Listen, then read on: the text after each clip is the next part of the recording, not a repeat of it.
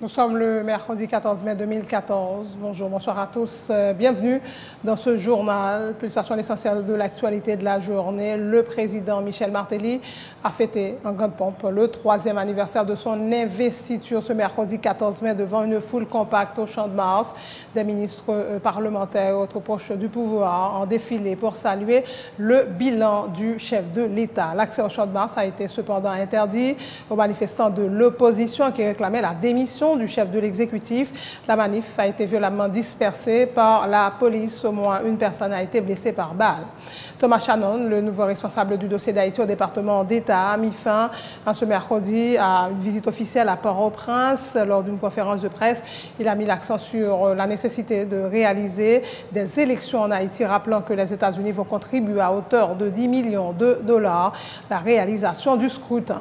Une séance de travail s'est déroulée ce mercredi au Sénat de la République entre la Commission de l'économie et des finances et la ministre des Finances, Marie-Carmel Jean-Marie, était accompagnée notamment des directeurs de la DGI, de la douane et de la BMPAD.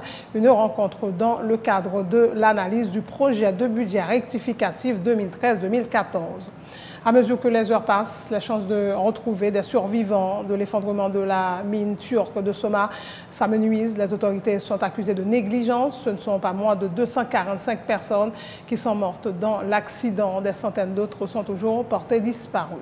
En voyage officiel à Washington, mardi, le ministre français des Affaires étrangères, Laurent Fabius, a publiquement accusé le régime syrien de Bachar al-Assad d'avoir continué à utiliser des armes chimiques lors des combats contre la rébellion. Et puis en sport, auteur d'un match nul contre le Nîmes Olympique, un but partout, un match en retard de la 28e journée, quand de l'international haïtien Pierre Jean-Jacques a quasiment assuré sa montée en Ligue 1. Voilà, mesdames et messieurs, pour le menu du journal.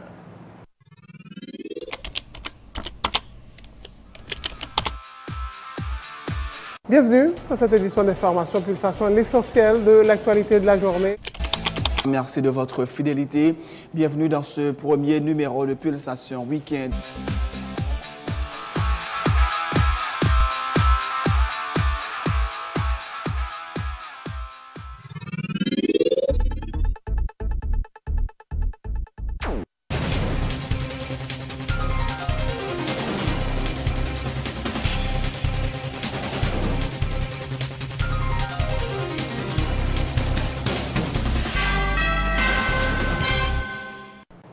Chef, bonjour, bonsoir. Bienvenue une nouvelle fois dans ce journal. Des milliers de personnes ont répondu ce mercredi à l'invitation du président Michel Martelly pour célébrer au Champ de Mars le 3e anniversaire de son investiture. Et c'était la grande foule devant les ruines du palais présidentiel ce mercredi 14 mai. Des ministres parlementaires et conseillers du chef de l'État ont donc défilé pour se féliciter du bilan du président Martelly. C'était la grande foule devant les ruines du palais présidentiel. Donc l'assistance était notamment composée de motards portant des t-shirts aux couleurs rose et bleu distribués dans la matinée par les pro-Martelly et d'autres citoyens se présentant comme des bénéficiaires des programmes sociaux de l'équipe gouvernementale. Nous vous proposons d'écouter les déclarations de la ministre déléguée chargée de la promotion de la paysannerie, Mimose Félix, et les ex-sénateurs Yuri Latortue et Joseph Lambert. Gouvernement Martelly est dans le monde là, à travail pour que tout paysan vienne baptiser. Pour que tout paysan, pour que vous-même, qui pas de baptiser, pour tout paysan capable de baptiser. Paysan, ou pas de tête chargée, ou pas de quoi pour voir petit tout l'école ou jeune l'école gratis pour voir petit tout. C'est un bénéfice que le gouvernement fait pour vous. C'est pour nous supporter pour l'effort que le gouvernement Martelly a fait pour nous capables de travailler pour nous tout qui là. Pas de monde dans la ville, pas de monde en dehors. Quel que soit quand on arrive en dehors où le gouvernement travaille. Nous appuyons le programme président parce que depuis longtemps, pas de pile monde qui est à l'école. Je dis avec le programme éducation gratuite là, il y a chance pour plus pour aller à l'école. Et c'est peut-être ça nous là. Et c'est peut-être ça d'appuyer le programme président avec le Premier ministre Lamotte. Nous avons qui ont sorti gentil à côté, presque fini. Son preuve qui montre que le gouvernement ça il a une vision qui croit que route progrès, toute pauvreté nous embrasser. Malgré vents et marées, malgré bruit cymbale, malgré bruit tom-tom, malgré son trompette, malgré toutes les quatre fois monter à droite ou à gauche, nous disons Timari pas monter, Timari pas descendre, Wapawe, 5 ans, Voilà donc pour l'ambiance au Champ-de-Mars ce mercredi 14 mai où le président Michel Martelly a fêté en grande pompe le 3e anniversaire de son investiture. On reviendra sur cette grande fête du régime Tête-Calais dans notre plus prochaine édition d'information avec notamment les déclarations du président Martelly.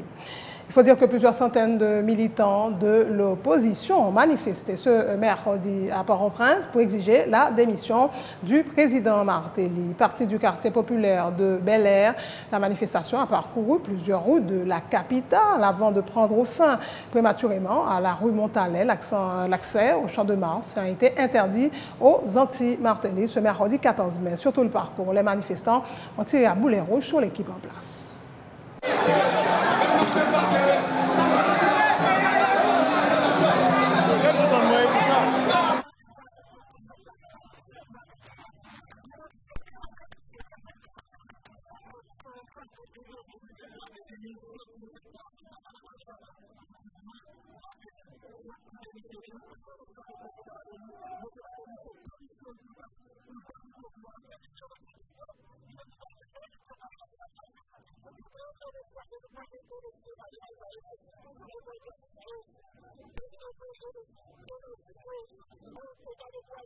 3 ans, c'est 3 ans misérose, 3 ans gagrotte, 3 ans gaspillage, 3 ans kidnapping, 3 ans insécurité, 3 ans peuple là a bien dans le chômage. Pour ensemble de défis, nous réclamons élection générale anticipée avec la démission du président Michel Martelly.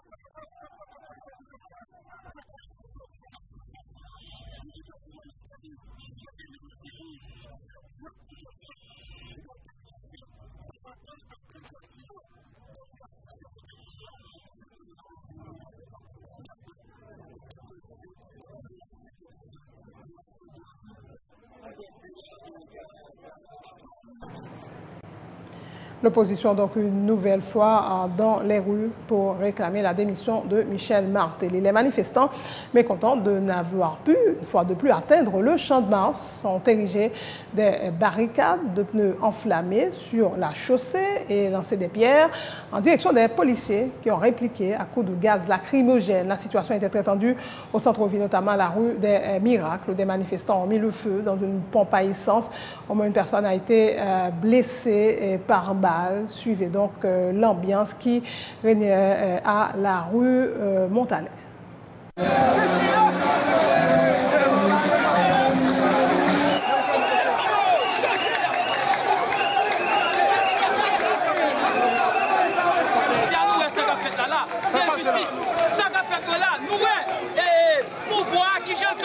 Avec zam, gaz lacrymogène.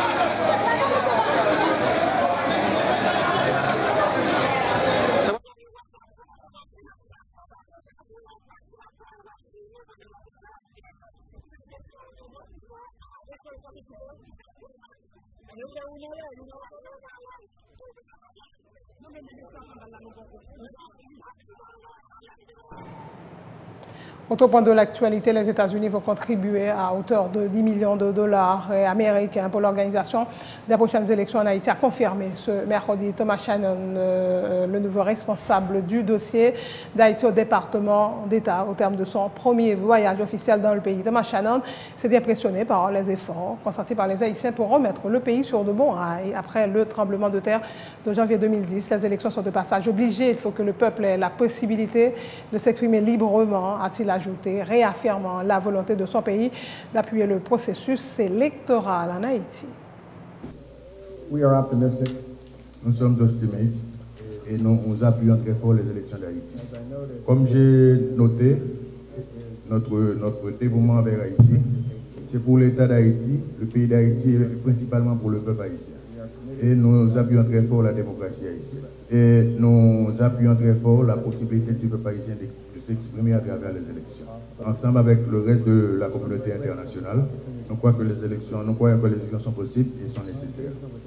J'étais très heureux de pouvoir rencontrer les membres du Congrès américain. Notre compromis avec le gouvernement comprend un compromis avec toutes les branches de ce gouvernement. Et la relation que nous avons avec les sénateurs, nous le voyons comme une partie importante de notre rapport avec le pays. Donc nous étions très contents et très honorés de pouvoir rencontrer les sénateurs et les députés. Ils ont exprimé des propos, des préoccupations que vous êtes familiers avec. J'ai souligné, comme je l'ai dit avant, notre engagement à ce que les élections se réalisent en Haïti. Et je souligne l'importance à ce que ces élections aient lieu très prochainement. La réponse est de 10 millions de dollars d'investissement des États-Unis pour les élections en Haïti. Merci à tous. La Commission économie et finances du Sénat de la République s'est entretenue avec la ministre de l'économie et des finances mercredi. La discussion a porté sur le projet de budget révisé pour l'exercice en cours. Marie-Carmen Jamari était accompagnée notamment des directeurs généraux de l'AGD, la DGI et du BMPAD. Le président de la commission, le sénateur Justin Privert, a exprimé ses inquiétudes quant à la possibilité pour la DGI et la GD d'atteindre les prévisions pour le reste de l'exercice. Il a mis en garde contre tout harcèlement de la DGI contre le secteur privé. La Direction générale des impôts doit fournir environ 23 milliards des ressources attendues et la douane 26 milliards. Est-ce que nous maintenons que pour les 4 mois qui restent, ces 23 milliards de gouttes espérés seront réalisés? Et qui moyen qu'a mettre en œuvre pour nous réaliser? Pas vindim, nous allons faire vérification. Parce que j'ai eu des rencontres cette semaine avec des gens du secteur privé. La DGI pratique du harcèlement. C'est du harassement. Et là, je crois que faut nous clair. Est-ce qu'il vous faut augmenter le nombre de contribuables? Est-ce qu'il vous faut augmenter la pression sur ceux que vous connaissez déjà? Il y a un cas spécifiquement, c'est le cas de la comme il faut. Le premier contrebaillissien, ils font vérification pour lui, ils estimé à 50 millions de dollars.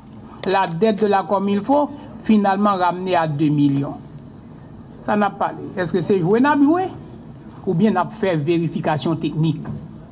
Donc, là, je pense que nous avons occasion pour nous dire véritablement travail que n'a pas son travail technique et que ressources que le pays a attend pour nous réaliser 50 milliards de gouttes de dépenses là, l'y atteint. Et m'a rappelé nous, dans 2 mois probablement, le budget 2014-2015 pourra le déposer. Et s'il n'y a aucun effort à être fait de ces deux côtés-là, la DG et la douane, adieu progrès dans le pays, parce que ça nous est là, tout comme ça, il pourra l'utiliser pour paiement salaire des professeurs.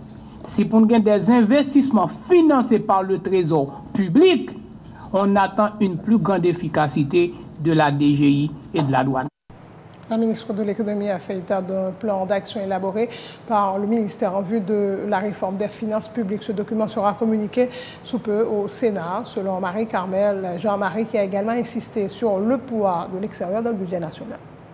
En passant de 131 milliards de gourdes à 118 milliards, les ressources domestiques, les prévisions de ressources domestiques n'ont été diminuées que de 3 milliards de gourdes, tandis que les prévisions de décaissement sur les projets financés par la coopération externe ont été diminuées de 12 milliards de gourdes. Donc, cela met en évidence le poids de l'extérieur dans le financement de notre budget. L'honorable Jocelyn Privert a fait également référence au désordre qui existe dans la gestion des finances publiques. Je tiens à préciser que hier, nous avons fait le compte. Ça fait 15 ans que l'État haïtien entreprend une réforme des finances publiques qui, jusqu'à présent, n'arrive pas à terme. Finalement, le ministère de l'Économie et des Finances, de concert avec le ministère de la Planification et de la Coopération externe et de l'ensemble des ministères dépensiers, nous avons pu finalement produire un document cadre pour la réforme des finances publiques et un plan d'exécution, un plan d'action pour la mise en place de cette réforme. Ce document, s'il n'a pas été encore communiqué au Sénat, le sera sous peu. Et nous comptons sur vous pour nous aider à l'enrichir, parce qu'un plan d'action ne peut être figé, ne peut être coulé dans le béton. À chaque exercice, il faut réviser, il faut voir là où on a péché et qu'est-ce qu'il faut faire pour justement améliorer davantage la gestion des finances publiques et notamment la transparence dans les dépenses. Autre nouvelle, ce jeudi 14 mai, c'est la journée internationale de lutte contre l'hypertension artérielle. Cette occasion, une journée de sensibilisation a été organisée par l'OFATMA à la SONAP. Une personne sur 6 souffre de l'hypertension dans le monde et en Haïti. Ce sont plus de 2 millions d'âmes qui sont concernées par la maladie, selon le directeur général de l'OFATMA, Dr Max Rudolph Saint-Albin. Pour sa part, la ministre de la Santé publique, Dr Florence Guillaume Duperval, a invité les personnes souffrant de l'hypertension artérielle à se faire soigner régulièrement et surtout éviter l'automédication. Aujourd'hui, à cette journée mondiale, lutte contre maladie et l'hypertension artérielle. C'est une maladie qui est très courante et c'est une maladie qui touche 1 milliard de monde sur Terre. Nous 6 milliards de monde qui touche 1 monde sur 6 et qui fait un pile de dégâts. Donc, toute semaine, ça, dans le monde, un pile pays a sensibilisé sur la question hypertension artérielle. Et c'est dans ce sens ça nous prenons initiative pour nous faire semaine, journée de sensibilisation ça, ici même dans Sonapi, pour autour de problématiques ça. C'est à travers le monde que nous avons retenu 14 mai comme journée contre l'hypertension artérielle. Pour qui ça nous oblige à faire ça? Nous oblige à faire ça parce que l'homme souffre de tension. Généralement, ou pas aucun symptôme qu'il faut obliger, soit quitter le travail, soit quitter l'école, soit quitter la caillou pour aller dans le centre de santé, pour contrôler la tension. Parce que l'homme fait tension, son bagage qui est capable de causer n'importe quel autre problème. Il peut venir paralyser, ou peut faire ça relais ou stroke. Rien de leur paralysé, c'est que doit peut-être une chance parce qu'on doit arrêter bip pour ce tombeau mourir. En Haïti, nous tellement vivons des moments de stress. Nous estimons que y a presque 2 millions d'Haïtiens qui font attention. Donc, je n'ai pas besoin de parler. Dans 2 millions, il y a un pile qui va me connaître et fait attention. Donc, vraiment, nous encourageons les gens pour faire contrôler les tensions, pour être capable de suivre le traitement si ils font attention, mais pas prendre graine pour contre nous. Ça, ce n'est pas un docteur ou une infirmière qui va nous prescription pour tension comparée à hauteur tension nouillée. Voilà donc qui met fin à ce journal. Le rappel des titres avant de prendre congé de vous. Le président Michel Martelly a fêté en grande pompe le 3e anniversaire de son investiture ce mercredi 14 mai devant une foule compacte au Champ de Mars. Des ministres parlementaires proches du pouvoir ont défilé pour saluer le bilan du chef de l'État. L'accès au Champ de Mars a été cependant interdit aux manifestants de l'opposition qui réclamaient la démission du chef de l'exécutif. La manif a été violemment dispersée par la police. Au moins une personne a été blessée par balle. Thomas Shannon, le nouveau responsable du dossier d'Haïti au département d'État, a mis fin ce mercredi à sa visite officielle à Port-au-Prince. Lors d'une conférence de presse, il a mis l'accent sur la nécessité de réaliser les élections en Haïti, rappelant que les États-Unis vont contribuer à hauteur de $10 millions à la réalisation du scrutin. Une séance de travail s'est déroulée ce mercredi au Sénat de la République entre la Commission de l'économie et des finances et la ministre des Finances, Marie-Carmel Jean-Marie, était accompagnée notamment des directeurs de la DGI, de la douane et de la BMPA d'une rencontre dans le cadre de l'analyse du projet de budget rectificatif 2013-2014. À mesure que les heures passent, les chances de retrouver des survivants de l'effondrement de la mine turque de ce mars à minuit, les autorités sont accusées de négligence. Ce ne sont pas moins de 245 personnes qui sont mortes dans l'accident. Des centaines d'autres sont toujours portées disparues. En voyage officiel à Washington, mardi, le ministre français des Affaires étrangères, Laurent Fabius, a publiquement accusé le régime syrien de Bachar al-Assad d'avoir continué à utiliser des armes chimiques lors des combats contre la rébellion. Auteur de match nul contre le Nîmes Olympique, un match en retard de la 28e journée, quand de l'international haïtien Pierre Jean-Jacques a quasiment assuré sa montée en Ligue 1. Merci de votre attention. Bonne suite de programme sur Télé Pluriel.